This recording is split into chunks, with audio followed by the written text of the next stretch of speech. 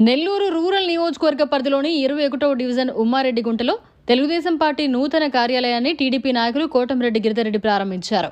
ఈ సందర్భంగా ఆయన మీడియాతో మాట్లాడుతూ తెలుగుదేశం పార్టీ కార్యాలయంలో ఎవరికైనా కష్టం, బాధ మరియు ఆపద వస్తే తెలుగుదేశం పార్టీ నాయకులు అండగా ఉండాలని కోరారు. ఈరోజు 21వ డివిజన్లో తెలుగుదేశం పార్టీ ఆఫీసుని ఓపెన్ చేసుకోవడం జరిగింది, ప్రారంభించుకోవడం జరిగింది. ఇప్పటికే నెల్లూరు రూరల్ నియోజకవర్గంలో ప్రతి డివిజన్లో కూడా ఆఫీసు అన్నీ కూడా ఓపెన్ చేయడం జరిగింది. అదేవిధంగా తెలుగుదేశం పార్టీ ఆఫీస్ అంటే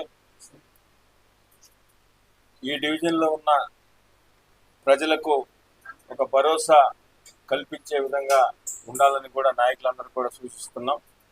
ఎందుకంటే ఈరోజు రాష్ట్రంలో గౌరవ ముఖ్యమంత్రి శ్రీ నారా చంద్రబాబు నాయుడు గారు ఆ వయసులో కూడా ఈ రాష్ట్రం గురించి ఎంత కష్టపడుతున్నారో మనకందరికి కూడా తెలిసింది. గత వైఎస్ఆర్సీపీ ప్రభుత్వంలో ఈ రాష్ట్రం ఆర్థికంగా కానీ అస్తవ్యస్తంగా అన్ని విధాల సర్వనాశనం అయిపోయిన సంగతి మీకు అందరూ కూడా తెలిసిందే.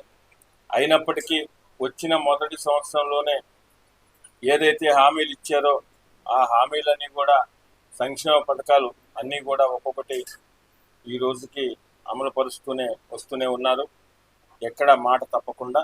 అదేవిధంగా అభివృద్ధి పనులు నెల్లూరు రూరల్ నియోజకవర్గంలో ప్రత్యేకంగా ఎన్నో కోట్ల రూపాయలతో అభివృద్ధి పనులు చేసుకుంటున్నాం. నిత్యం కూడా ఏడవ దగ్గర శంకుస్థాపన, ప్రారంభోత్సవం, అది 20 లక్షలు, 50 లక్షలు, కోటి రూపాయలు, 2 కోట్లు, అటు 18 గ్రామాల్లో కానీ 26 డివిజన్లో కూడా ప్రతిరోజు కూడా పలు అభివృద్ధి కార్యక్రమాలకు కూడా మనం శ్రీకారం చుడుతున్నాం.